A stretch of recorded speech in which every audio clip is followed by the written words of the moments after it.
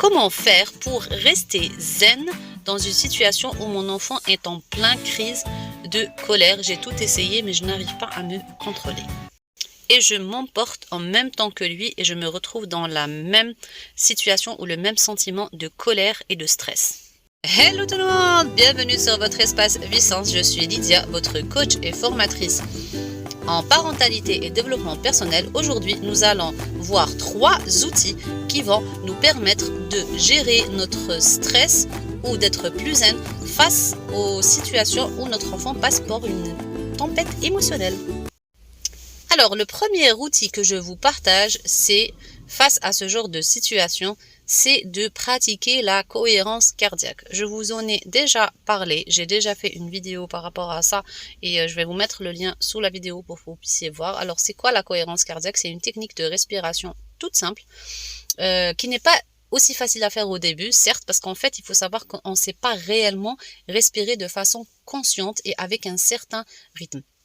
Et donc, du coup, la respiration ou la cohérence cardiaque ou la respiration consciente va nous permettre d'apaiser notre, de baisser en fait notre rythme cardiaque et de nous retrouver plus avec soi-même et d'arrêter d'être dans cette énergie. On n'arrête pas en fait. Il faut savoir que vous avez remarqué qu'aujourd'hui on a des journées non-stop. On n'arrête pas de courir et on n'a pas des moments pour soi. Croyez-moi que le fait de prendre 5 minutes pour soi, c'est rien 5 minutes par jour. 5 minutes pour soi ou vous faites de la cohérence cardiaque de façon à le faire tous les jours va vous permettre de faire un changement radical par rapport à votre posture, par rapport à votre façon de voir les choses et surtout par rapport à vos pensées. Et du coup, la cohérence cardiaque aussi, il y a des études qui ont démontré clairement, basées sur les neurosciences, qu'elle a des effets extraordinaires sur l'organisme, elle a des effets sur la santé mentale et physique. Donc je vous ai dit, je parle plus en détail par rapport à ça sur une autre vidéo.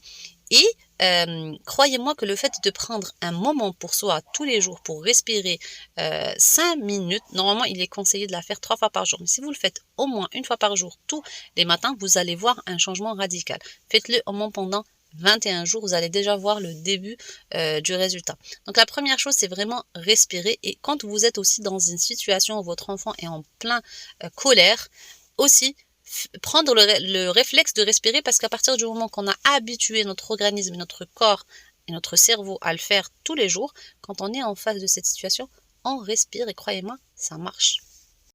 Ensuite, le deuxième outil que je vous conseille, c'est pas un secret pour tout le monde, mais c'est les livres. Et oui, les livres nous apportent une science extraordinaire et des informations juste topissimes. En fait, c'est très simple, les plus grands secrets sont bien au niveau des livres. Alors, pourquoi les livres? Par exemple, dans les livres justement liés à la parentalité, vous allez trouver des pépites où on vous explique pourquoi l'enfant passe par des tempêtes émotionnelles, où on nous explique que le cerveau de l'enfant est encore immature et que le cerveau de l'adulte et de l'enfant n'est pas le même. Vous allez avoir beaucoup de prise de conscience. Je vous conseille les livres d'Isabelle Fioza. Je vais vous mettre les liens sous la vidéo si vous voulez trouver les livres en question. Et je vous conseille aussi les livres de Catherine Guéguen. Les livres de Catherine Guéguen sont très simples à lire, très courts, très agréables, avec des exemples très clairs.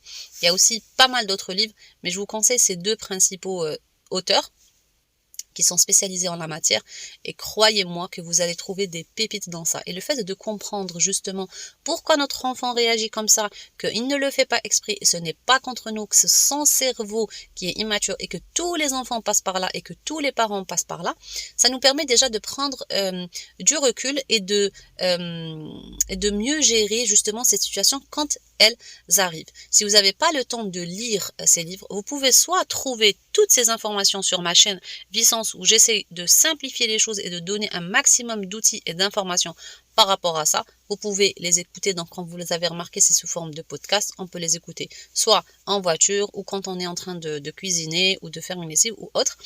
Et aussi, si vous n'avez pas aussi le temps, vous pouvez écouter des podcasts, des livres audio. Franchement, on a tous les moyens aujourd'hui pour pouvoir profiter des livres. J'en profite justement pour vous demander de partager mes vidéos et de le liker. Pourquoi? Pour un maximum de parents, pour qu'ils puissent justement avoir cette prise de conscience et pour que ça puisse leur faciliter justement la vie et les choses au quotidien avec leurs enfants. Et bien sûr de vous abonner si ce n'est pas encore fait. Ensuite, la troisième chose ou l'outil magique que vous pouvez utiliser, c'est l'écriture. Et oui, ça a l'air comme ça bête ou bateau, mais en fait, croyez-moi que ça a beaucoup de répercussions bénéfiques et plutôt c'est très très enrichissante dans quel sens? Quand par exemple, je vous explique, quand par exemple vous êtes passé par une période où votre enfant justement a fait une crise de larmes ou de cris dehors quand vous êtes parti le chercher ou bien à la maison parce que vous avez refusé quelque chose ou autre, on a déjà vu en général face à une frustration, l'enfant fait des crises de pleurs et peut se jeter par terre, casser quelque chose, taper, ainsi de suite. Ça serait de décrire comment ce que vous, si par exemple vous avez mal réagi, vous êtes emporté vous aussi et que après vous avez eu ce sentiment de remords ou de regret parce que vous vous êtes dit j'aurais pu réagir autrement. Vous pouvez vous prendre un moment au calme, de préférence le matin, et écrire ce que vous avez ressenti, pourquoi vous avez réagi comme ça et qu'est-ce que ça vous a fait. Une fois que vous avez écrit tout ça, croyez-moi que le fait d'écrire déjà ça vous fait, ça fait que vous passez à un autre état d'esprit. D'une part, de deux, vous allez réaliser ce qui s'est passé, et ensuite, une fois que vous avez écrit ça, vous allez mettre je décide et je choisis de réagir autrement lorsque cette situation arrivera, parce que je sais que mon enfant ne le fait pas contre moi, mais il le fait parce qu'il était frustré ou il était en colère ou autre. Donc voilà, je vous ai partagé les 3 outils qui peuvent nous aider à nous apaiser en tant que parents et à mieux gérer notre stress face à des situations où notre enfant passe par des tempêtes de colère, ce qui sont la lecture, l'écriture et la cohérence cardiaque. Si vous voulez aller plus loin et retrouver une vie de parent plus apaisée et plus zen pour mieux comprendre ou en comprenant mieux le cerveau, les émotions de son enfant, je vous invite à vous inscrire au prochain atelier qui aura lieu très bientôt. Je vous mets le lien sous la vidéo. Pour vous inscrire, si vous avez des questions, n'hésitez pas à revenir vers moi, soit par message sur Instagram ou sur YouTube, ou même par mail. Je me ferai un plaisir de vous répondre. Je vous dis, prenez grand soin de vous. À la prochaine vidéo, la semaine prochaine. Ciao!